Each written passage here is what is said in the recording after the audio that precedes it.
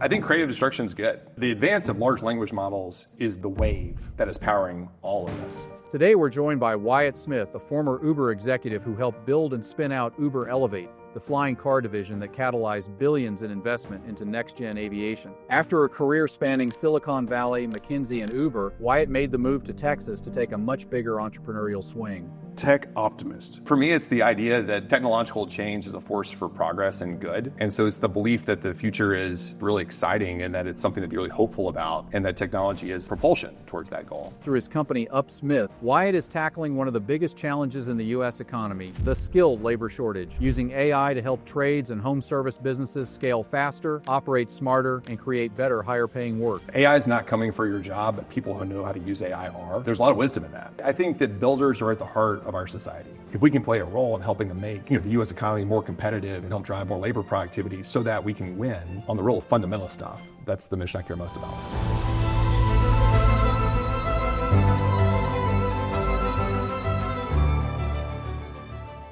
What we're building now really excites me. I mean, I used to work on flying cars with Uber. This is even cooler in a lot of ways. So I think getting a chance to share why it's so cool and helping separate signal from noise. So what are you building? We build AI products to help home service companies win. So it's really a big focus on the U.S. skilled trades market. Is that specifically through the AI solutions or just in general? We have found that that's the best way that we can create value for them. So that's where our real competitive advantages are. We built the company, though, with a bigger mission to help combat America's skilled workforce shortage. I think it's one of the most important U.S. competitiveness challenges out there. There's a shortage of about 1 million people in the U.S. trades. I think with the AI, the narrative out there right now is, it'll change the world, it'll change the world. The other narrative, it's a bubble and it's going to crash the American economy. The other bubble is it's going to put everybody out of work. And the other bubble is, not the other bubble, but the other silo is it's great for making cat videos or whatever. What's the business case for AI? The headline is it creates a lot of opportunity for human flourishing because it reduces the cost of goods and services and empowers people with a lot more productivity. So we see a pathway to 50x the amount of productivity that employees inside our 50x. And a lot of that is because you don't need human beings to do rote things any longer. Right. Book records, update contact information, keystroke information into a monitor. That will feel as archaic as a switchboard operator who you call to ask to connect you with someone else on the phone. Right. Which is really changes the nature of work. And it gives a chance to really augment people to do people stuff, to do things that are about delivering service to people and building human connections, and then freeing up machines, robots, to do the things that are not that. I teach part-time at SMU, right. and in the graduate program, and the students consistently over the last year have been coming up to me afterwards and saying, I want to do this. Right. Is AI going to eliminate that?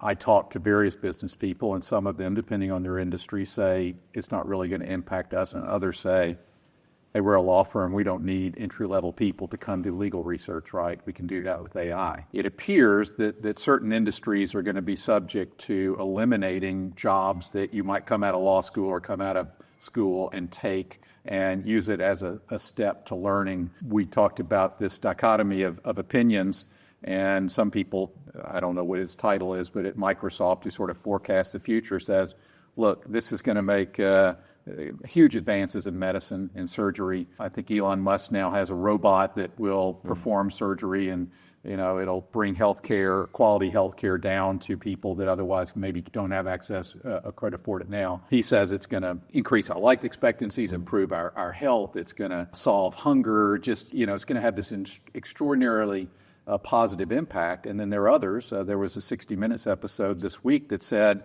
we're going to have 20% unemployment over the next 5 years. I suspect, like most things, it'll be somewhere in the middle. It does seem to me, though, that there has to be some dislocation of people that have jobs or would take jobs now that will no longer be available with AI as the tool that it is. I think there's a strong case one can make for lots of different ways things play out. My point of view as a tech optimist is that the course of human history would suggest that every time there's some emergence of a new technology that fundamentally empowers human flourishing, it creates opportunity, doesn't restrict it. And it changes the nature of work for sure.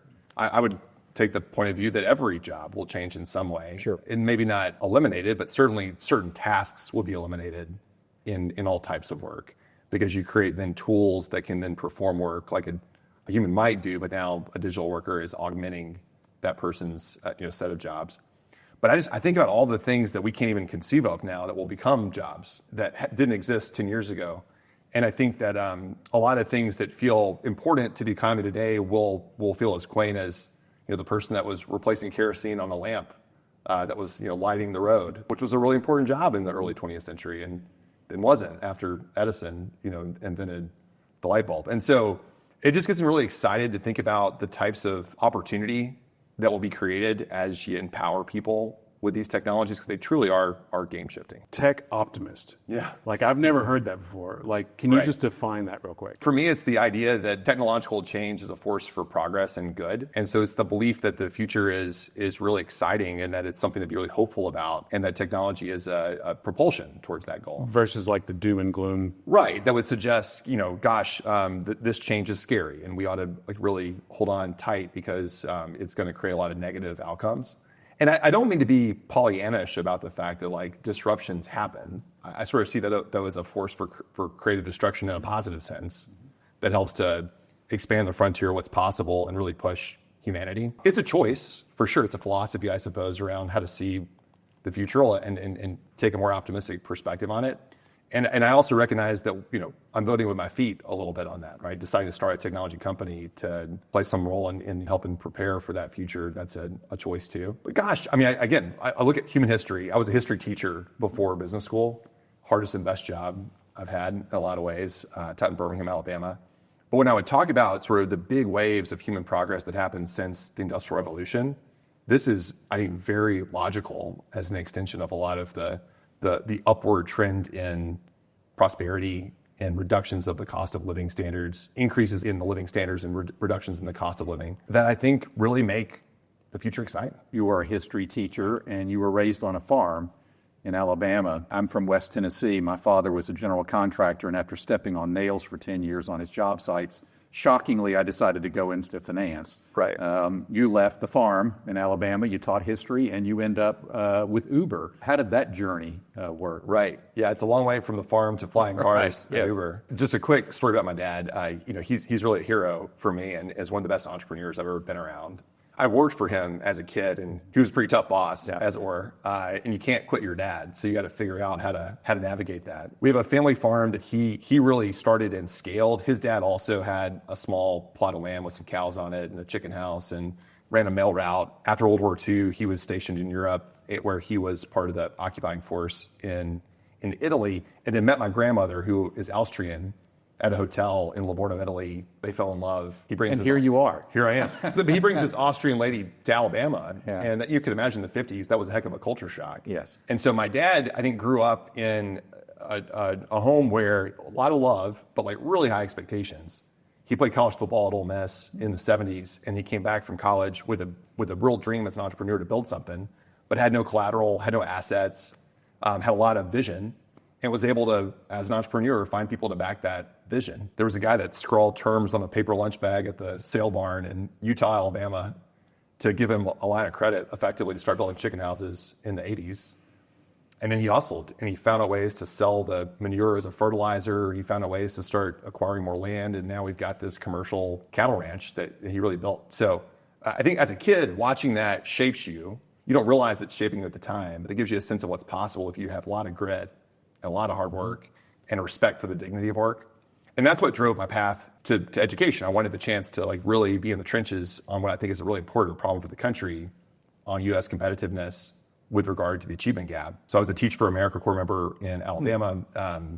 Hardest and best job I've had in a lot of ways. Led to business school because I wanted the chance to scale up my impact with technology. A lot of my kids were dealt a tough hand, but the scale of your impact there, while really important with 100 or 200 kids you're teaching, is limited in the context where there's a couple 100,000 people that are in that system. And so it was not a super novel insight on my part to go to Silicon Valley and have a chance to really scale up my impact, but it led to McKinsey. I was a management consultant there for a couple of years, and then had an opportunity to go lead business development at Uber, which was just such a privilege. I joined Uber at a really exciting time. We had grown really rapidly through 2014 to 17, and then hit some headwinds in 17 around some challenges people had around the business model. some challenges working through the leadership team. We turned over the leadership team in 2017, and I joined in the middle of that transition. It was a bit of a driverless car of a business for a couple months there before Dara Khosrowshahi joined from Expedia as our CEO in late 17. And Dara is a really great deal guy. A lot of the growth at Expedia was driven by that vision. Where at Uber, he had a similar vision for how we could grow that business too. Our mission at Elevate was to focus on ways to deliver safe, very quick, very quiet, very reliable air transportation using a network of electric-powered aircraft. And so they would take off like helicopters and fly like airplanes on a fixed wing, but in a way that could also move people really quickly around highly congested, dense urban environments. And we launched a business called Uber Copter in New York City in 2018, which was a lot of fun. And there's a lot of dynamics in New York to navigate when you're starting that up. When the pandemic started in 2020, we hit pause. And Dara came to us and said, I want you guys to creatively capitalize this thing, which was code for find a way to spin it out. And so my job changed. I spent the summer of 2020 raising money to think through that transaction, and a really challenging time, but gosh, such a great learning experience. I'm so grateful for all the mentors that I had through that. So in that experience, because I hear Uber Copter and I'm like, man, that sounds really cool. But I also hear 2017, 18, 2020, and here it is in 2025, almost 2026. I haven't seen an Uber Copter out there. Right. So from a business perspective, is that a failure or is it still just in development and it may be like 10 years before something comes off the ground? From a business standpoint, our vision was to be able to sort of supercharge the industry because we could offer demand off the ride-sharing network to create an offtake that would offset some of the risk that airframe manufacturers would face in taking this to market. Global production of helicopters is on the order of like 1,000 units a year.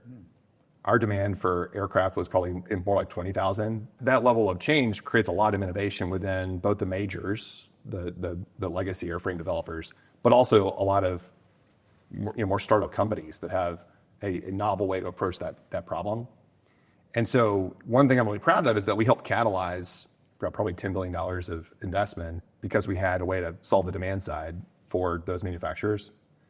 And then that has led to a lot of interesting things happening to put a lot of capital in that market and accelerate it. Is that project still going on? It is. We sold the business to a company called Joby Aviation, which subsequently entered the public markets via a SPAC transaction in 21. So they hit the SPAC window. But from your perspective, major success. Personally, for sure, from Yeah, a learning yeah. standpoint, but then also at a more macro, I think it's really helped accelerate the technology. It's largely a regulatory blocker that we're working through now, so that the airframes need to be type certified by the FAA. The FAA has changed a couple of the processes that they use for doing that in the last 5 or 6 years. But I'm still very bullish about the technology and what it will unlock. Well, it reminds me of like the electric cars, because 15 years ago, 10 years, whatever the years ago it was, hundreds of electric cars, but only Tesla survived, and it still took Tesla how many years to actually make money?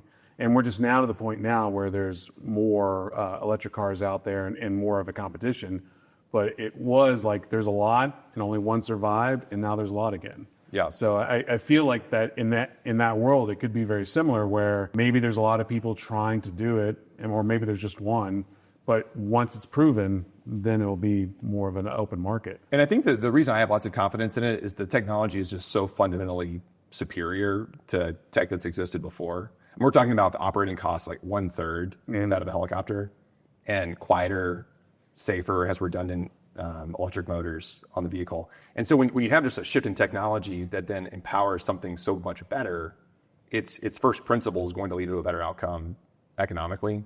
And that's what gives me confidence. And then when you pair that with the AI automated driverless delivery, I don't know what the words would be. Sure. Like, because there's no way the regulation would ever let just humans, let me fly my flying car, because that's just a recipe for disaster. Right. But if you could just say, hey, here's an AI that's doing it, I think people who would get behind that. That's a good point. It will exist inside a constrained system. Yeah. And we'll have rules of the air that help govern the safe passage of people and things. But it opens up a whole new dimension, right? That it unlocks a lot of capacity that otherwise is gridlocked on the ground. And that's super exciting. Sounds like you worked yourself out of a job. Indeed. You were tasked with spinning out this unit from Uber, and you achieved that. As I mentioned earlier, I saw a piece on national news on Joby. I'm intrigued to learn how that's going to change my future. I'd be thrilled to take whatever it's called now, an Uber Copter. Will it be an Uber brand? We are one of Joby's partners. We Uber, one of Joby's partners. That will be one of the ways in which that product reaches the market. Right. Joby may have its own network as well. There may be other integrating with the Uber platform, where I catch an Uber and I go to the Uber Copter. And the Uber team has done such a great job of continuing to build a lot of demand by serving people really well, not just through moving of people, but moving of things too. And so I'm still cheering on my old teammates over there. So tell me about the transition. You leave Uber after you successfully complete this transaction, and you come to Texas? We had moved to Texas during the pandemic. We were COVID refugees in California. My wife is from Dallas. We were really excited to get closer to family. San Francisco was in a bit of a shutdown, as many people will recall, and Texas was open for business. And so I was grateful to be able to make that move. People were so kind to me here in North Texas, and so many mentors really helped to create opportunity for what will come next. I knew I wanted to, like my dad, take a big swing as an entrepreneur. The problem that I care most about, it really animates a lot of my choices here, is around opportunity for American workers. And there's a really big, challenging shortage of skilled laborers, people that build things in our economy. And the reasons for that are multiple, but there's a chance to help solve that problem by virtue of going and using technology to serve trades businesses and help them win. Because when you help them win, you help trades people win. How precisely do you do that? Our view is that largely it's a demand side challenge. If you can help them reliably solve how they make money by virtue of increasing lead count and increasing the ways in which they can go and know what the offtake is going to be for the folks that they hire and train, that creates a catalyst that leads them to hire and train more people. And one of the really interesting things about this part of the economy is that a lot of the credentialing is skills-based. So it's based on how competent you are at performing a certain task, which is, you can de-link it from time. And when you can de-link up something from time, you can speed up the process by which you credential more workers. Mm-hmm. And a lot of our workforce development system is premised on the idea that time is the most important thing. That's largely how higher education works. And so the way you become eligible for financing is, you enroll and you get federal aid, and that's tied to credit hours, which are time-based. And so the big opportunity that's so exciting is skills-based hiring, focused on competencies and credentialing, which technology can help to substantiate. And so what we're really excited about is this large wave of agentic artificial intelligence products or AI agents creates so much opportunity for productivity growth.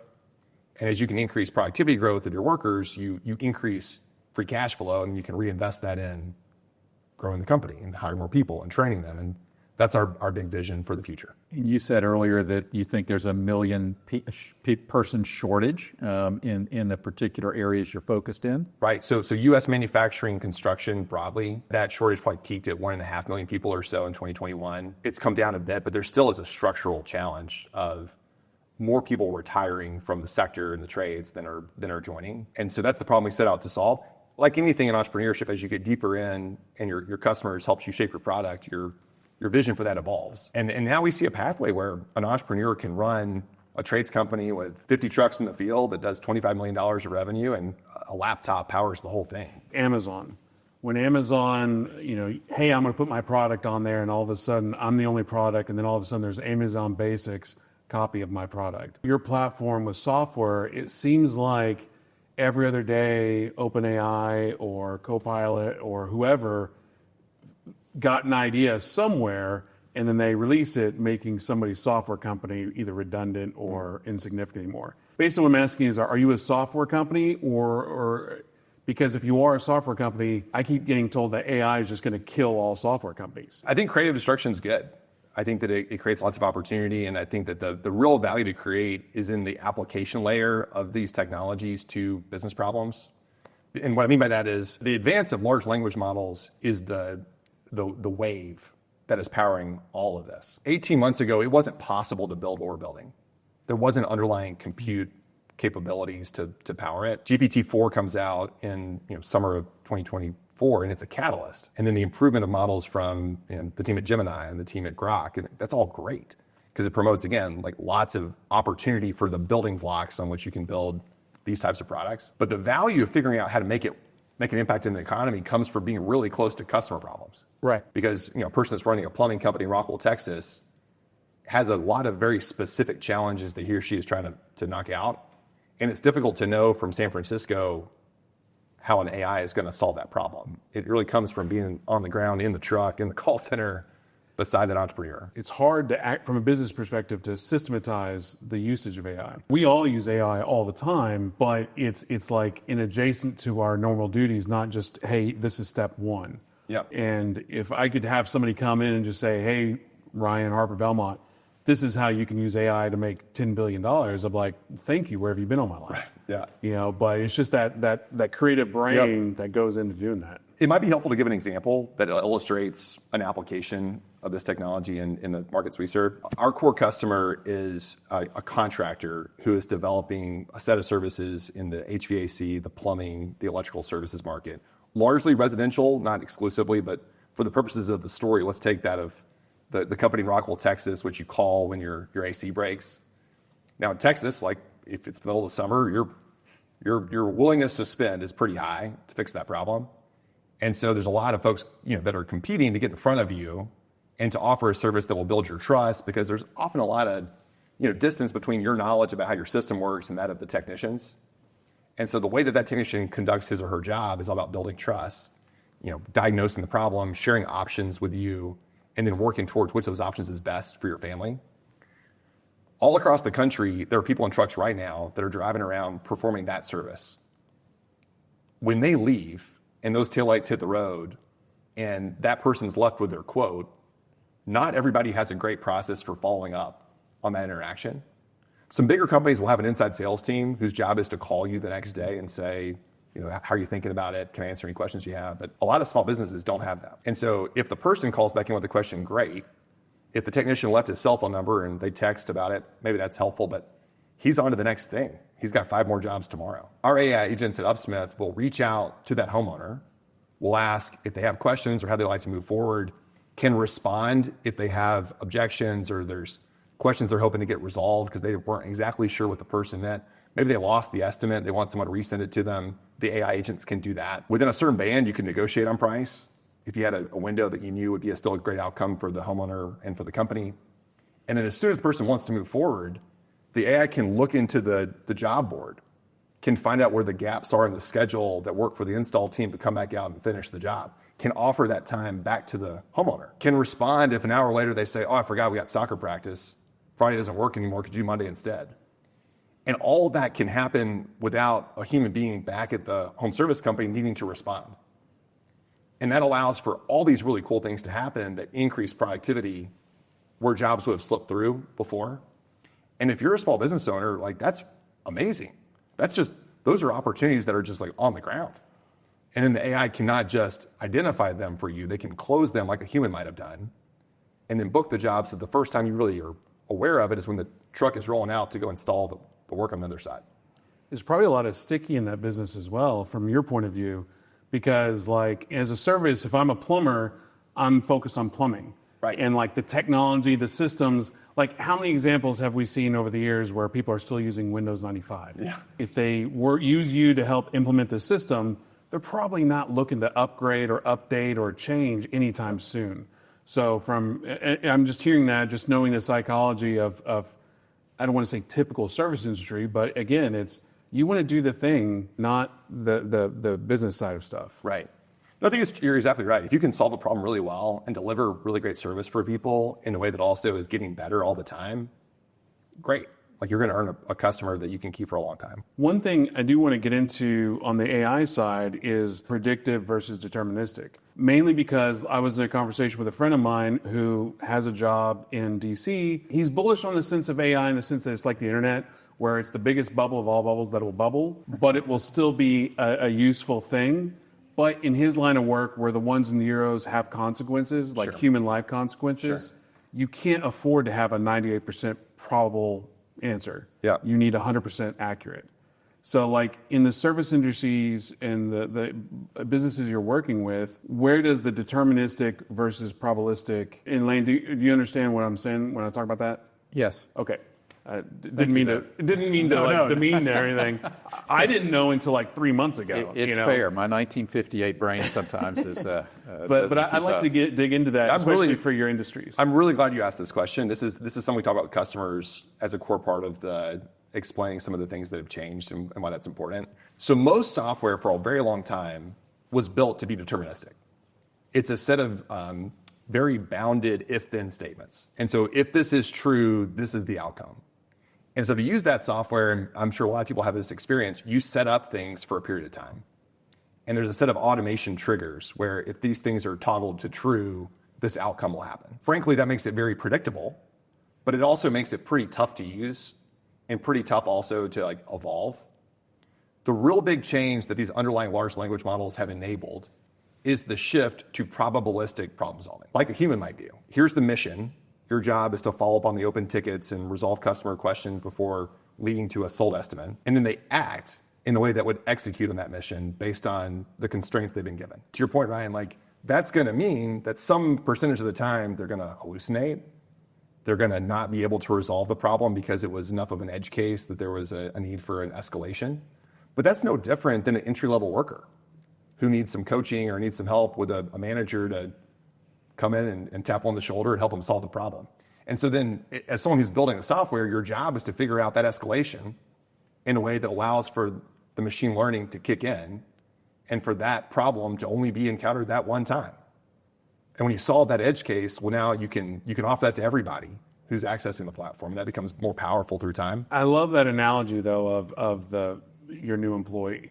Right. Because I think it's too often to write off, like, hey, here's this thing that costs X, and it's still 1,000 times cheaper than, say, an employee. But we forget that employees do make mistakes. So you want this thing that's 1,000 times more efficient to be 100% more efficient or more correct. Right. And I think that leniency of tolerance level for failure. Expectations and tolerance, yeah. Expectation management. What's really cool about the probabilistic direction, though, is that you start to be able to solve problems that were not solvable before. By that I mean, like, it didn't make sense for a human being to run after that problem because the amount of cost associated with the person's time was so much higher than the value it could unlock. But the marginal cost of the AI agent's time is zero. It can go run and look for these connections that just didn't exist before. I'll give you an example. Our clients would want the chance to offer a homeowner an indoor air quality machine or a chance to be able to use an UV light to deal with pet dander from their dogs in their house. Well, it used to be that like you wouldn't be able to go through all of your customer records and find all of the signals of all the times that people had indicated that they had a kid with allergies or an immunocompromised parent who was living with them. But now with AI tools, you can do that. And it could have been mentioned that, hey, so there's this challenge our family's having that now you could say, hey, we can help you solve that problem and offer the service that is the exact thing that person's need in the moment they need it, that a human would have not made the connection before. And it wouldn't have made sense to hire a human and say, look through all 50,000 records and find all of the times that someone mentioned having a kid with allergies. It wouldn't make sense. But now that can happen in the workflow of how you reach out and offer a chance to follow up with someone. And that's so cool because now you could personalize the experience for everybody. And you and I and someone else that's listening right now can get a better experience for a lower price because we're not needing to go and pay for that incremental human time. It's just enabled by the technology, which is really cool. I want to talk about the metrics and how you measure outcomes, but I want to back up a little bit because I'm thinking about you transition out of your role with Uber, you moved to Texas during the pandemic. At some point, you have this entrepreneurial spasm where you recognize the potential for AI to solve the problem that you've just articulated. At what point did that insight become, I think I can build a business around this? You fail a bunch of times before you start to click, and then you keep failing once it's even clicking. So for me, I went to some mentors at Uber, and I said, I've loved every opportunity I've had here. You guys have been great. I think it's time to take a swing, and I'd like to go pursue this. And they said, we thought you might say that. So to your earlier point, I worked myself out of a job. I was the last Uber Elevate employee. I severed myself. Okay. I was the janitor. I turned the lights off. So I helped transition the team and the tech to Joby. On March 31st of 2021, we turned the lights out. I severed myself. Dara and Nelson were very generous to say, here's the ramp that you have now to go pursue this new idea. I interviewed a lot of people who were business owners that employ lots of skilled trades, men and women, and began to see some challenges that would pop up that were pretty common challenges. The Crow family and Crow Holdings here in Dallas were extraordinarily generous to me and brought me on as a venture advisor supporting Crow across a number of different initiatives. Harlan Crow and Michael Levy took a real interest in this idea that I had and gave me a lot of mentorship around that. I would interview the leaders of trades businesses that work with Crow Holdings and then use that as ways to get like a sharper understanding of the shape of the problem, the amount of spin that exists around mechanical, electrical, plumbing, how hard it is to find talent in that sector. If you could solve that problem, how much value would get created for the business. And as you begin to get more like concrete understanding of the P&L and how you can help really move the numbers for your customer, well, then it starts to take shape of a business problem to go solve. The big catalytic moment was in late 21, Ford Motor Company announced an $11 billion investment in EV manufacturing outside of Memphis, West Tennessee. The project's called Blue Oval Cities. And Governor Lee in Tennessee invited our fledgling company to be a workforce development partner and come to help drive at that problem. We formed a partnership with the West Tennessee Associated Builders and Contractors trade group. Out of that, we found a number of different commercial contractors to serve. And we went to market in April of 22 with a product that would source, screen, and then upskill a very high caliber, talented person who was currently unqualified for a career in the trades to become credentialed and have an EPA 608 license and a NATE ready to work certificate and OSHA 10 qual, and then be on a job site. It was life-changing for the candidates because it was like a paid scholarship financed by their employer. And it helped solve a problem for the employer who knew that there was a bunch of latent demand they couldn't serve because there was an insufficient number of people on the team. We started that at a former Coca-Cola bottling facility by the Liberty Bowl. I know exactly what you're talking about. In Memphis. Yes. And I'm so proud of the people that we served there, and so grateful to the customers that took a bet on us. There were a few different private equity-backed home service companies that were based in Memphis who came and took a look and said, wow, this is pretty impressive. Could you guys take this on the road with us? And we decided to be able to expand to Texas, and then we expanded to Maryland, and then we went on a tear and added 15 states in 6 months in the first part of 2023. We raised a seed round venture capital in July of 23. And on the basis of that, we started building API integrations with large field service management systems of record. Service Titan is the most notable among them, and it's a really powerful platform. We began offering that API integration to our customers, and then we could recognize and reward behavior to take somebody not just from 0 to 1 on the credentialing side, but also then from 1 to 4 on their level of competence. That led a bunch of folks to trust us with their data. And then about 12 months ago, I realized this agentic AI wave was the biggest thing we possibly could build against, and it's been off to the races ever since then. So you bring up private equity and the services. Anecdotally, and I say anecdotally because I know it happens, but I'm just not versed enough in the subject matter. But it just seems like the private equity groups are just gobbling up any kind of services out there. Right. And I want to tie this conversation back to the AI aspect, because in a little way, from my point of view, looking at it, it's like, am I selling private equity because I can't compete anymore? Or is it because I'm done, I just want the money?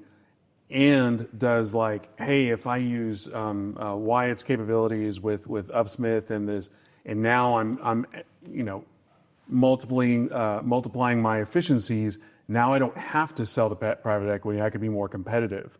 I'd just like to dig into that conversation a little bit. There's lots of ways to take that, and I'll start with the perspective of the entrepreneur, and then we have a chance to serve a lot of them, and so I'm grateful to have a couple of perspectives from them. I think people build businesses for lots of different reasons, and they have different motivations, and there's lots of different goals that they're seeking in how they grow their businesses. That's true across the whole economy. It's definitely true in home services. What I have observed is that a lot of people have built these companies on their blood, sweat, and tears, and hard work and ingenuity, much like my dad. And in that case, sometimes that's their legacy. They care a lot about what happens with it and who their partner is going to be to transition in. And maybe it's somebody internal to the company. Maybe it's an employee ownership program like an ESOP. Maybe it's a private equity partner who allows them to maintain a leadership role and is more passive.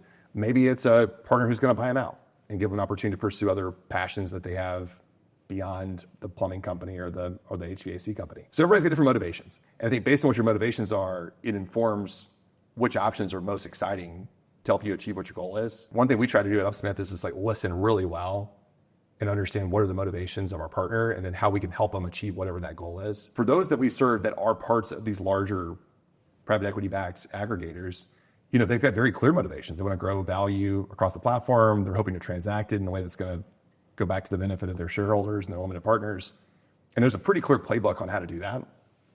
Largely, it's around finding ways to drive organic growth, so being able to serve people better by adding new customers, more services that you can deliver for those customers, more trades to offer them, while then also like bolting in through inorganic growth, acquisitions that will allow you to grow the base. And we can be helpful on that score because we have a playbook for being able to drive more free cash flow with less indirect labor costs. You're not needing to invest in the same amount of folks on the back office who answer the phone or who can dispatch things or can true up records. You can use some AI to help augment your people so they can do more people stuff and use the machines to do the machine things.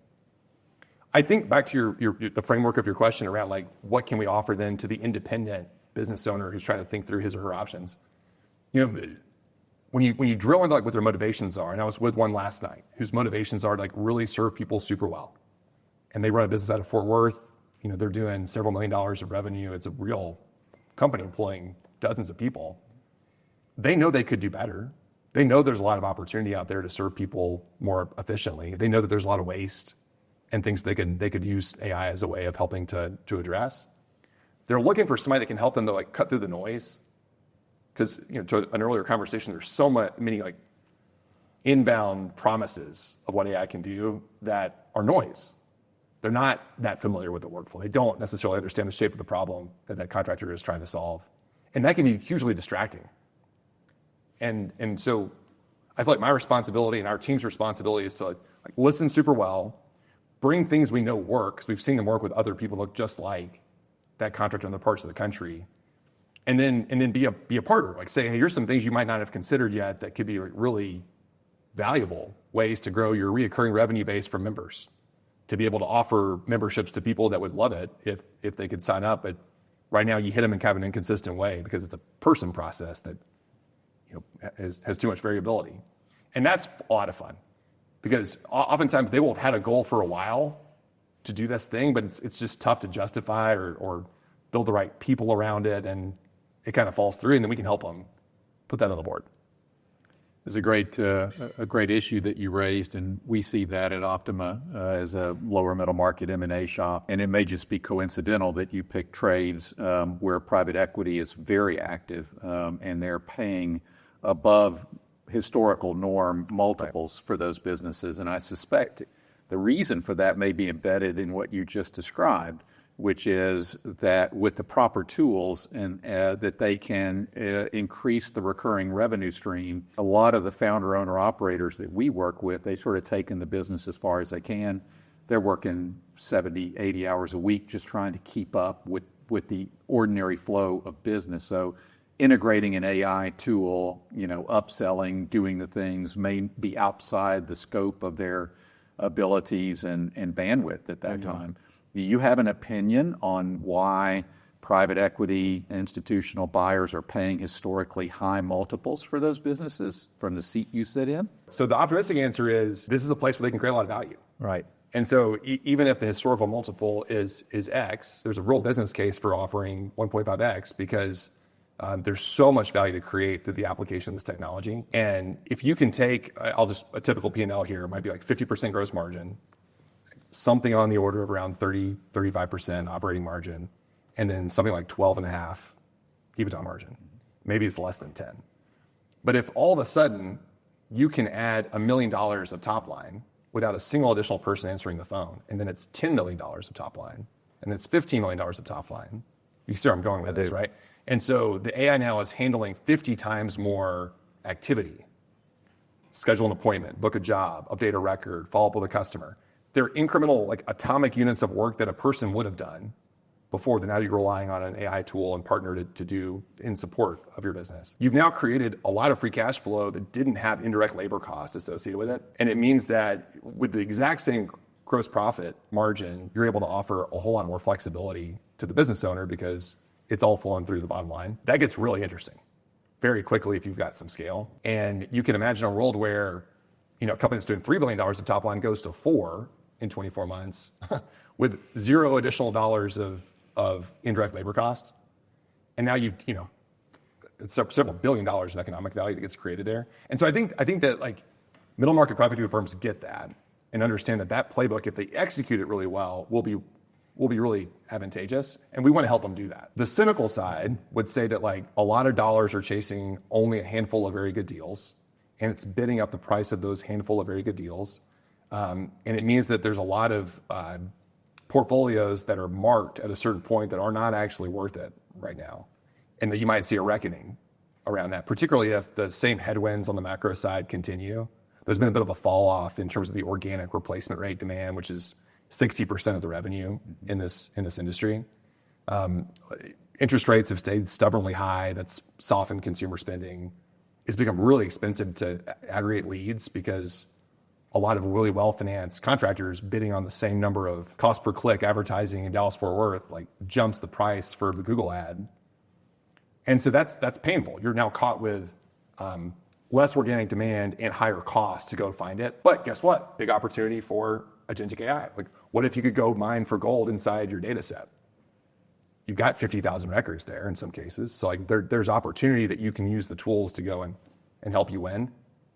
And so that's why in all things, I take the optimistic case. I think we're just in the early innings here of what's possible. Yeah. I'd like to throw in an additional pessimistic with an asterisk. It's a hedge against the AI bubble, you know, investing in all these servicing companies. Obviously, I know most private equities are siloed to an industry specific or whatnot, but, you know, I mean, $250 billion last year invested in AI. Obviously, if you've got these services company, lawn care is not going away. You may not make the giant multiples in the tech, but you probably are not going to lose your shirt. And some of it's self-sustaining. You know, private equity starts chasing a particular industry, and then people can realize that they can aggregate at a lower level and then sell to private equity at the higher multiple, and it sort of becomes this this thing with huge momentum. We took a business that's in one of the trades that you're focused on to market here. In the lower middle market, we might typically get 25 or 30 NDAs signed for, you know, prospective buyers that take a look and a few offers, and we had 120 non-disclosure agreements signed, and we're sitting on, you know, double-digit number of offers for the business, which is very pleasant. It's interesting, and the range of offers is much wider than we would typically see, because in that lower middle market space, you sometimes have the searchers and the independent sponsors crossing over with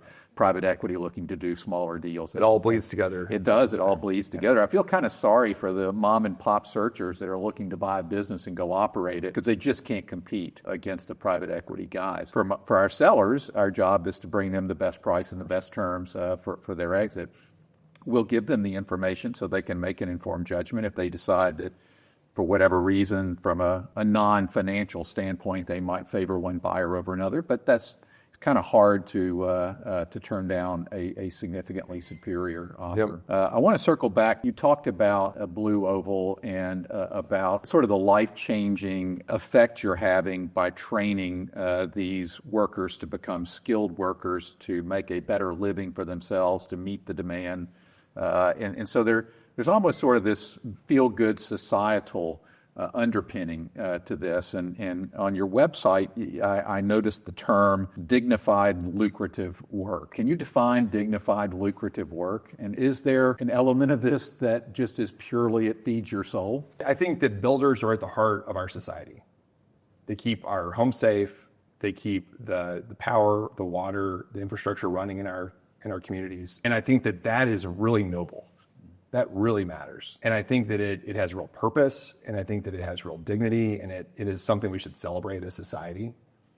And it is a real big competitiveness challenge for our country when we have a lack of builders, when there is a deficit of people that can go and do that work. And to the point Ryan made earlier, like, this is not going away. This is a challenge that we as a people need to be able to solve. I also think there's an element too about like the strength of the American economy is based on the productivity of the labor market. And like that's how we also sustain our values, the things that make individual freedom and self-expression and rule of law, these things be forces for promoting human dignity around the world. And so we need to win because our adversaries don't have the same point of view on the right way to organize society. And so without being too grandiose, like that's also the mission that I feel most compelled by is like, if we can play a role in helping to make the U.S. economy more competitive and help drive more labor productivity so that we can win on the real fundamental stuff.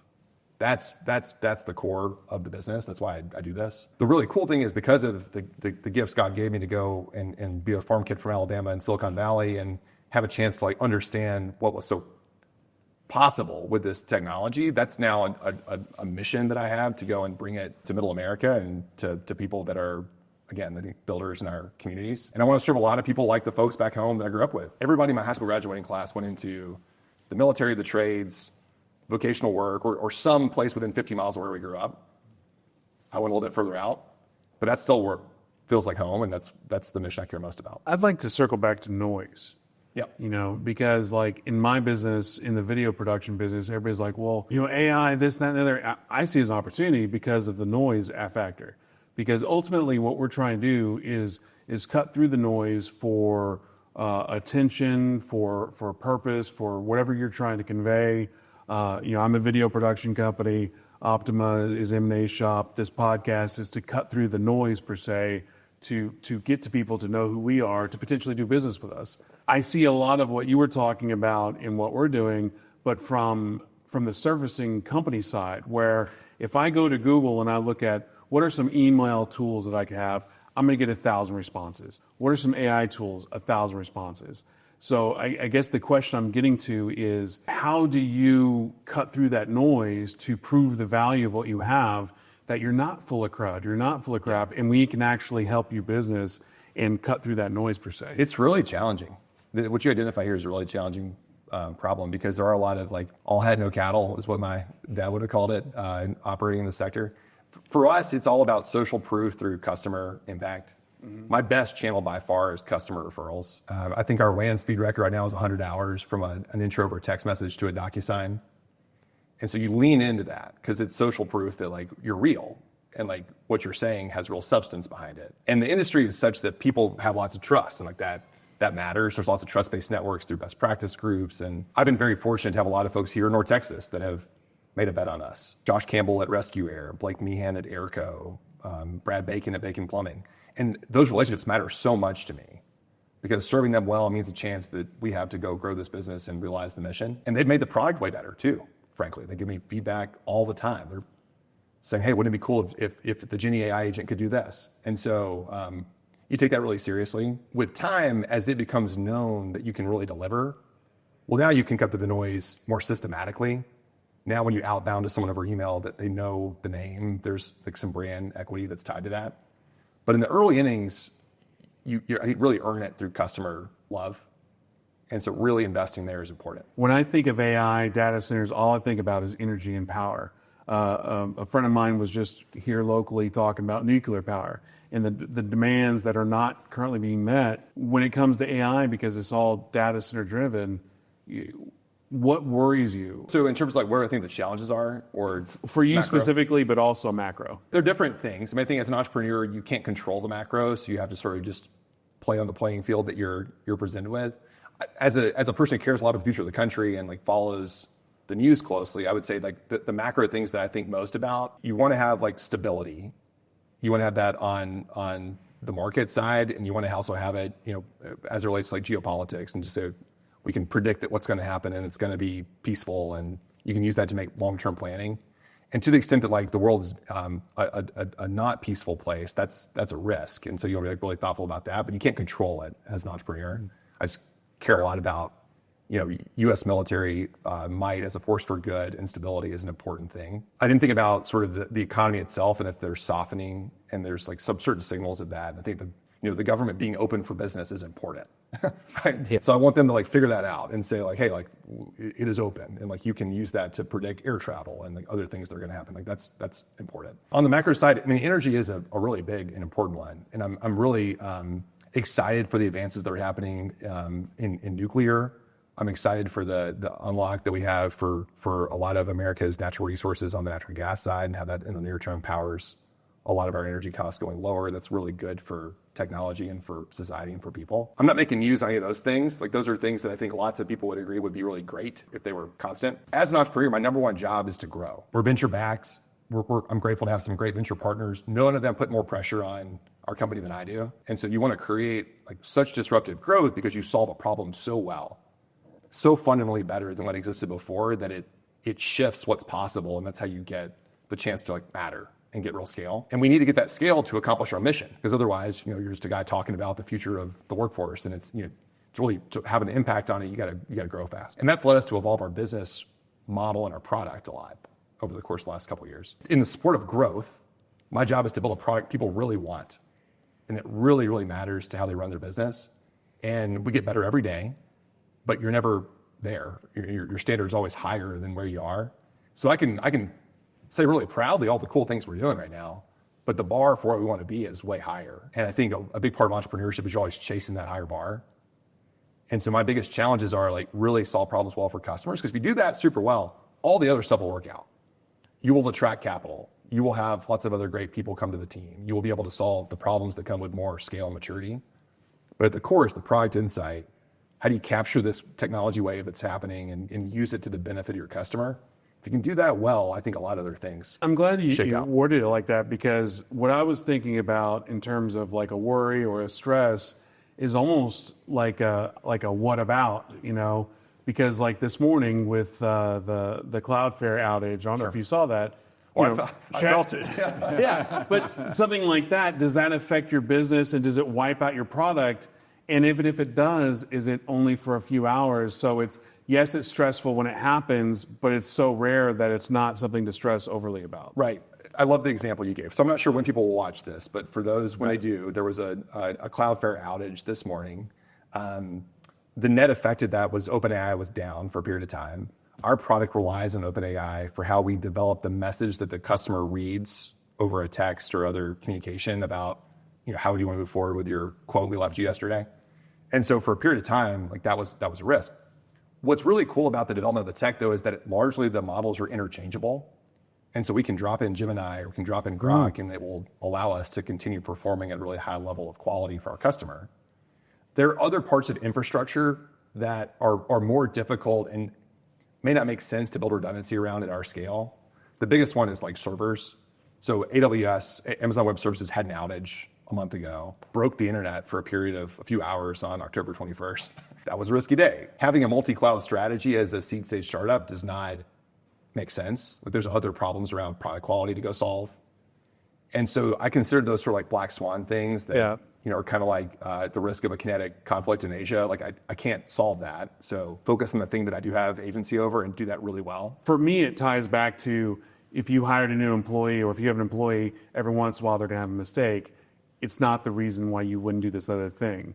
So similar to this, yes, you may have an AWS outage, you may have a ChatGPT outage, but if it's rare enough, if it's not just you, if it's the entire everyone, I think people are going to recognize it's not you and it is everyone. And this sucks for the next couple of hours. Let's hope it comes back on. There's an entrepreneur who I serve who gave me an anecdote that finding product market fit is like being in a bar fight.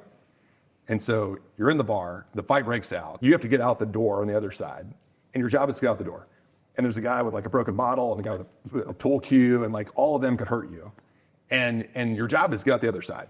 And so like it narrows your focus to say that's my objective. And my objective is like solve a customer problem really well to get out the other side. And it's true that like if another biker gang walked into the bar and all of them had, machetes instead of pool cues, like that's bad, right?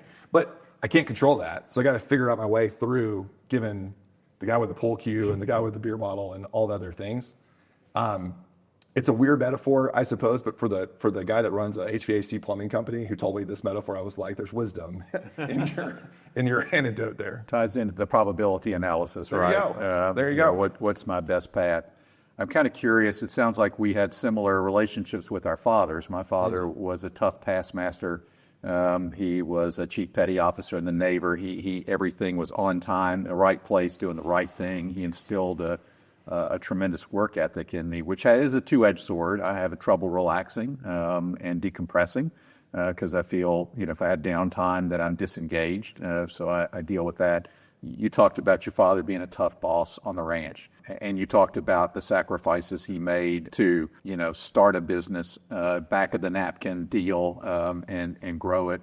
My father pledged my mother's wedding ring and the cash value of his life insurance policy to buy the franchise rights to Tupelo, Mississippi for a Holiday Inn, and all in, and grew the business. How much of that is sort of informs who you are and drives you? And the second part of that is I've read a lot about the disenfranchisement of young males these days. I read something yesterday that said almost a third of young males 30 years of age and under live at home.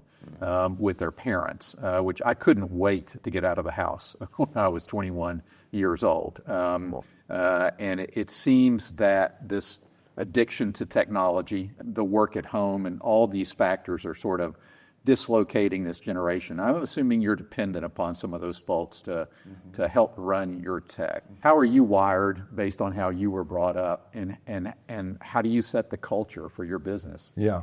This is a really beautiful question. I appreciate you posing it. So the bridge that exists for me is the importance of fatherhood. That's the bridge in your question. So I am lucky to have had a father who took a real interest in my development. He was very tough. I mean, was in our relationship when I was a kid was in some ways really challenged by the fact that, he led with aggressiveness. Like it was a governed by fear kind of thing. And I think about it as a dad now, like that's not the relationship I think about wanting to have for my boys, but also like, if my boys turned out with a similar level of appreciation for the value of work and of work ethic that my dad instilled in me and my brothers, like that would be great. And my sons, live in a very different world in 2025 Dallas, Texas than I did in 1995 Reform, Alabama. And so I want to like meet my dad's example. And I think about a lot about, I think kids learn with their eyes. They're watching and observing, and that learning with your eyes is your job as a husband and a father and a man to think through like how to make choices that compounds in how you lead a business, because you're role modeling the values all the time, how you talk, how you react to stress, how you deal with failure. And so the bar is really high, and to execute at a really high level, you got to lead with the right values to do that. I think we have a real crisis of fatherhood in our country. We have a lot of people that are looking for examples of what it means to be a man and to do that in a really high quality way. And that's something we need to like really, hold a high bar for and civic engagement on. And then that shows up with how you then, create expectations for behavior. And how do you say like, this is what the bar is? And I'm going to coach you up and I'm going to give you lots of support to get there. But high expectations are what drive performance. I learned that as a teacher, and now I think about it a lot as a business leader. It is true that there's a lot of challenges that my kids will face that I did not face because of the proliferation of technology. My wife and I think a lot about, screen time and how we limit it for our kids and like really put them in the problem-solving mode. And we're grateful to have, the ability to control their environment in a way that a lot of families don't, because their childcare is hard and expensive, and there's other challenges that are out there. So I think about that a good bit. In terms of how it then informs like UpSmith and how we think about the people that we're serving, it's all about high expectations. If you keep them really high and you give people support, but then you're really clear on what good looks like and accountability when you don't hit that, then you can give consequential outcomes that are bad, but with like grace. And you always want to give grace to people and not demean them. But then say, hey, that's not the standard here, and we're going to need to part ways now. That's a big challenge of leadership. As we get close to the end here, I'm glad you came to this, the father, because I did want to circle back to your relationship with your father. But before, because we brought it up, and I think it needs to be said more and more, and I also recognize the irony of me saying this on a digital platform, but I don't think any teens are going to be watching this. But who knows? Some deal makers out there. I hope. But I heard this from a neuroscientist a couple months ago. He basically was saying he would much rather his kids smoked every single day in their teenage years than be on social media, because you can recover from smoking. And basically what he's saying is, in those early years of your cognitive development, if you're in your phone, you're basically ruining your life. I mean, I'm not the scientist, but that's what he was saying. I heard that and I was like, holy, that's completely earth-shattering. Well, I'll make a comment on this one. So Jonathan Haidt, if people have not followed some of his work as a researcher, as a writer, he's had a really big impact on the negative consequences that phones in schools can have around interactions that kids have, especially for young girls. And it's been really impressive to watch how the publishing of his book on this topic and then his sort of work on the speaker circuit to raise awareness of it has changed a lot of policy for schools to say, like, we're going to be, phone-free environments, which was very much not the direction we were going a decade ago. And it was kind of bring your own device to school, and we're going to do a lot of like learning through the device. I think that's really powerful when you think about like how his writing about the anxious generation, like how we then sort of do something about that can drive changes in how we think about structure for early childhood education. I want my boys to be problem solvers, like it might feel kind of quaint to be a Boy Scout, who like learned how to solve a bunch of problems on his way to getting an Eagle Scout badge. I had that experience in rural Alabama. Like, there's a comp for that I want my sons to have. There's some like resilience that's built in. I'm going to drop you in the woods, and you got to figure out how to navigate your way back. And if you can do that in a way that creates opportunities for failure that is safe, they can make a mistake and it's recoverable, to the earlier point you were sharing, then I think you start to build the right habits and mindsets to help them be successful. Yeah, and then on the problem-solving mindset, it's if AI is just accumulation of all the knowledge, there's no creativity, and the people that can be creative to creatively use the AI tools, they're the ones that are going to be successful and ultimately succeed. Would you agree? Amen. Quote that I heard recently from Dr. Condoleezza Rice. We're thankful she visited our company and is the whole time with us.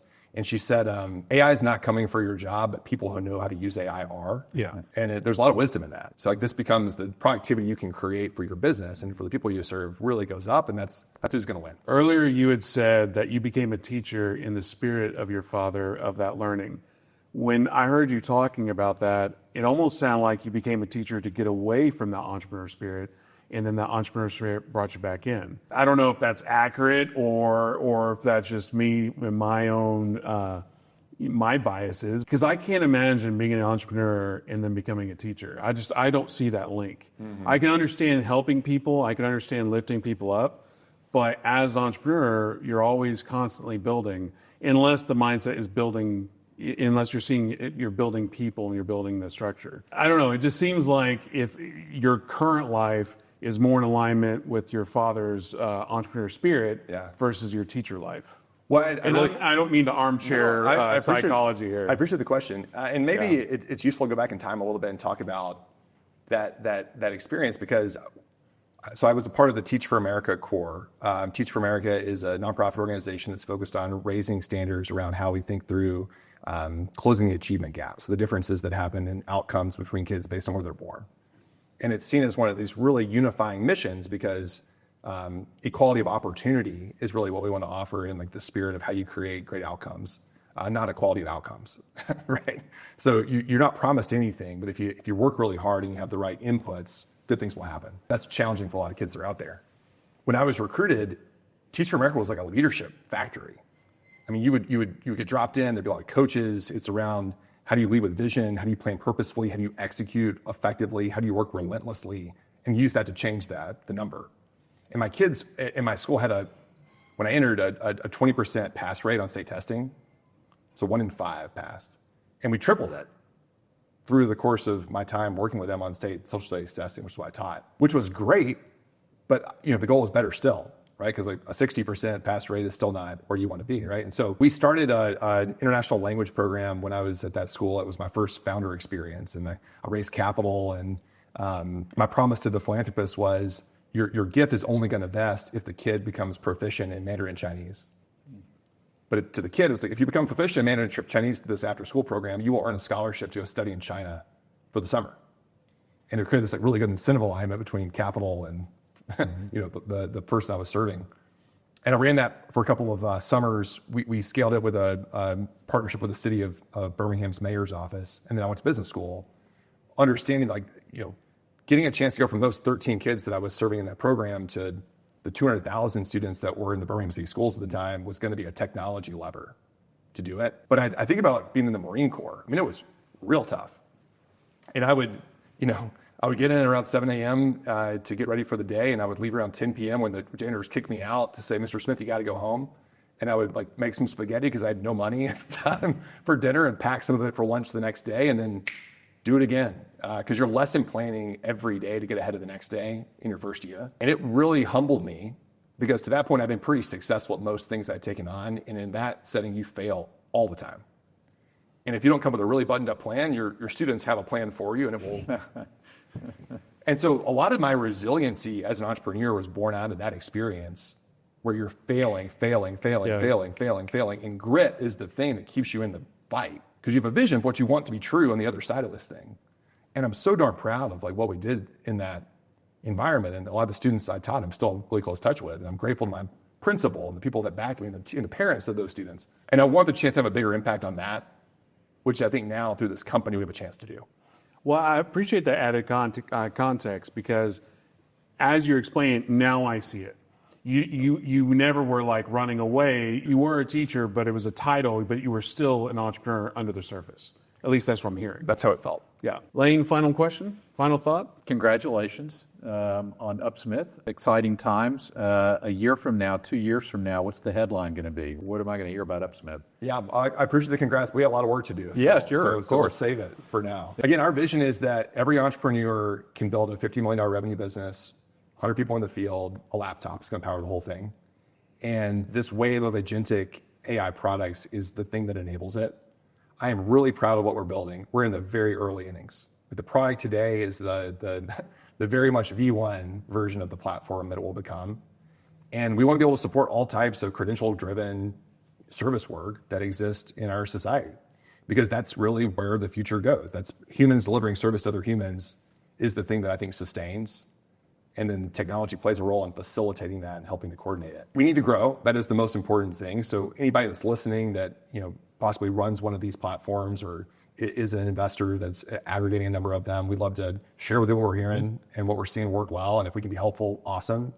We're going to raise more capital to grow this business and to bring more engineers on board and more people on our go-to-market team and help grow our scale. That's I think will happen in the next year or so. And then our job is, as the technology continues to evolve, deliver it for people in a way that really works well. So it's being that application layer of advances in large language models that help shape real world businesses and how they operate. And that's a big mission, but it's what I'm really grateful to be on. Excellent. Before we say goodbye, I do want to say one thing, that Wyatt and Andy host some of the coolest morning coffee hours.